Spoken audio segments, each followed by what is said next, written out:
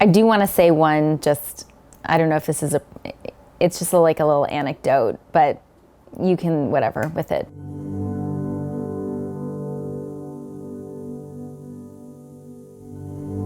I'm just thinking, like as we're talking, I'm thinking about,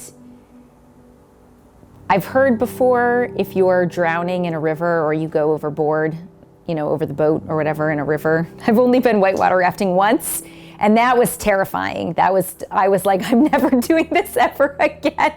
I was clinging those ropes for dear life. But anyways, that if you go overboard, you should not try to swim back against the stream, obviously.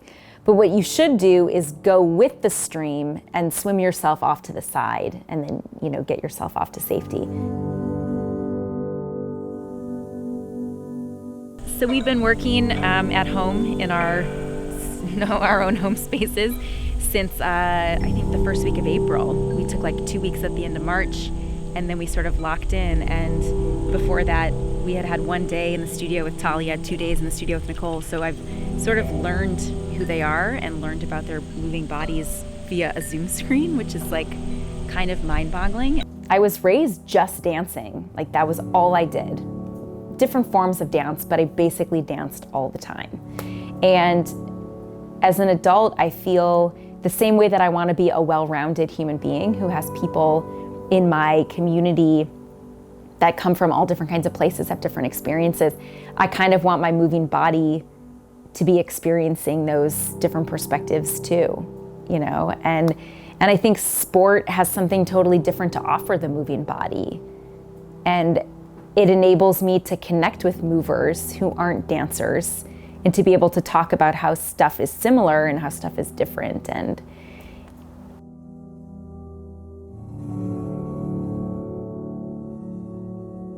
I had a lot of trouble sleeping during quarantine. I feel like my physical body wasn't tired enough to go to bed at night. And so I started journaling when I'd wake up at 3 a.m. and be up. And from those journals, we started developing this first section, which is called Faces of Quarantine. When there's this big old current, you tear your ACL, there's a global pandemic, there's like rushing waves of, lots of stuff coming at you, rather than fight against it and tire yourself out or injure yourself in the meantime, or just get, truly disappointed and fed up and, just completely like, I'm not doing this anymore. If you just sort of turn the other way and you follow the waves, though they might be powerful and maybe uncomfortable at first, that momentum can actually guide you someplace else. And I feel like that is what has been really magical for me is, don't get me wrong, I was like incredibly angry. I had self-doubt and incredible fear and worry, and I had nightmares. I would wake up hearing the sound of my knee snapping and think, oh, if I had done this differently, and oh, if we were supposed to go to the bathroom, but we decided to do one more run, and if we had not done that and we did this, and you go back and forth and you drive yourself mad, and instead of doing that, I decided to just sort of turn and go with the current and go with the wave. I developed these kind of modules, which is a term that I steal from Anna Sokolow, who's one of my favorite choreographers, who created this dance called Rooms that was about people having their own experiences. And so I've been thinking about this sort of structured improvisation that they're all experiencing the same themes, but in their own space and what that looks like. And the past 5+ months of being an artist throughout a major personal injury and throughout a global pandemic has been one of the more fruitful artistic times of my life. And I sort of have this external force to be grateful for that, and again, I'm someone who, rather than sit and stew and be like, I'm angry, I can't do this, or I can't do it the way that I knew how to do it or the way that I used to do it, that I take a deep breath and I'm like, okay, what can we do with this? And so the past couple of months, I've been making these stationary solos because I couldn't walk, so I made a dance in a chair. And then when I could walk, I didn't have any space other than my living room, so I made a gestural solo about this character that I saw in this photograph.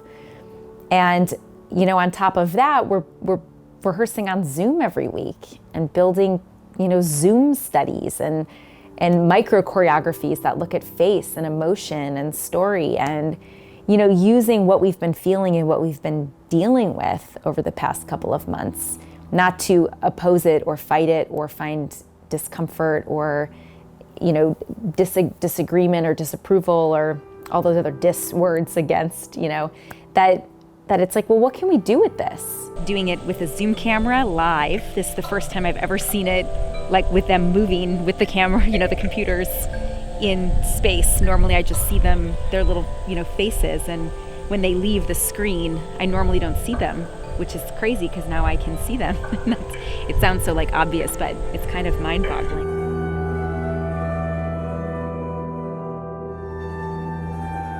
It's that old, silly, when life hands you lemons, make lemonade, or grapes, make some wine, or whatever it is, But it's how can I use this thing that could have, my ACL tear could have torn me to smithereens, spiritually, and I could have just said, forget it, I'm done. This is too hard. And I don't give up that easy.